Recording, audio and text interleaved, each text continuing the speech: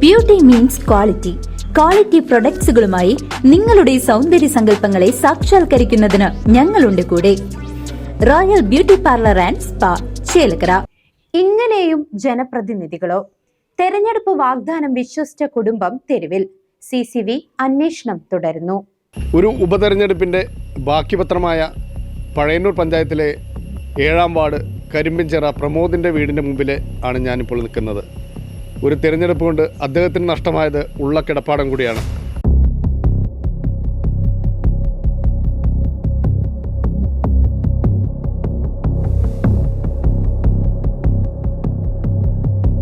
CCV news തുറന്നു കാണിക്കുന്നു.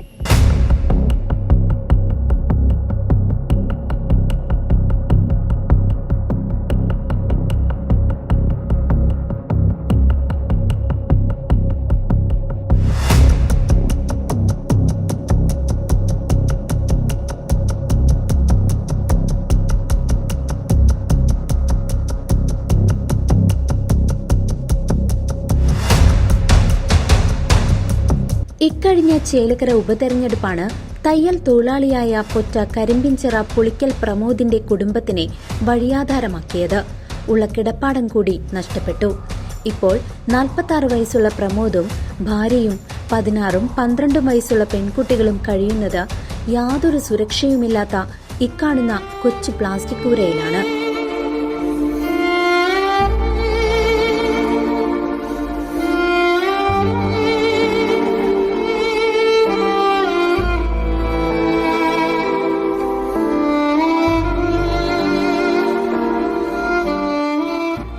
തൃണമൂൽ കോൺഗ്രസ് നേതാവ് PV അൻവറിന്റെ വാഗ്ദാനം വിശ്വസിച്ചതാണ് ഇവരെ ഈ ഗതിയിലാക്കിയത്.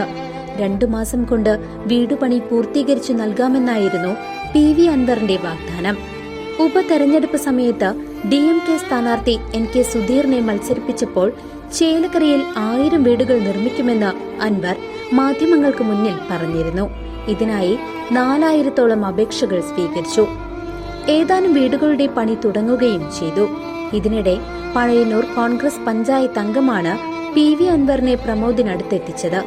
10 വർഷമായി തറ പണിതെങ്കിലും വീട് പണി പൂർത്തീകരിക്കാൻ പ്രമോദിന് കഴിഞ്ഞിരുന്നില്ല. താൽക്കാലികമായി മേൽക്കൂര പണിത് കഴിയുന്നതിനിടയിലാണ് അൻവറിന്റെ രംഗപ്രവേശം. വീട് ഉടൻ പൊളിക്കണമെന്നും മാസങ്ങൾക്കുള്ളിൽ വീടുപണി പൂർത്തീകരിച്ചു തരുമെന്നുമായിരുന്നു അൻവറിന്റെ വാഗ്ദാനം.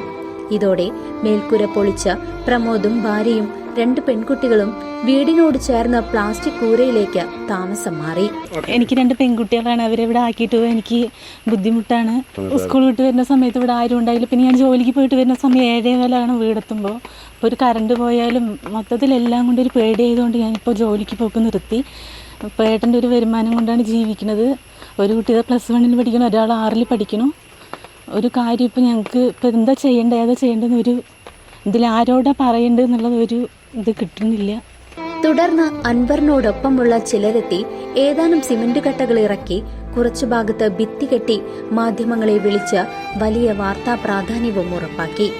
എന്നാൽ തെരഞ്ഞെടുപ്പ് ഫലം വന്നതോടെ അൻവറും കൂട്ടാളികളും മണ്ഡലത്തിൽ നിന്നും അപ്രത്യക്ഷമായി. വീട് പൊളിച്ചവരെ പ്രമോദ് വിളിക്കുമ്പോൾ അൻവർ സ്ഥലത്തില്ല എന്നും തിരക്കിലാണ് തുടങ്ങിയ കാരണങ്ങൾ പറഞ്ഞൊഴിഞ്ഞു. പിന്നീട് ഇവരെ വിളിച്ചാൽ പ്രതികരിക്കാതായി. ഉപതെരഞ്ഞെടുപ്പ് സമയത്താണ്, ചേലക്കര ഉപതെരഞ്ഞെടുപ്പ് സമയത്താണ് വന്നിട്ട്. അപ്പോൾ കുറച്ച് ആളുകൾ എന്നെ വന്ന് സമീപിക്കുകയും ഇതുമാതിരി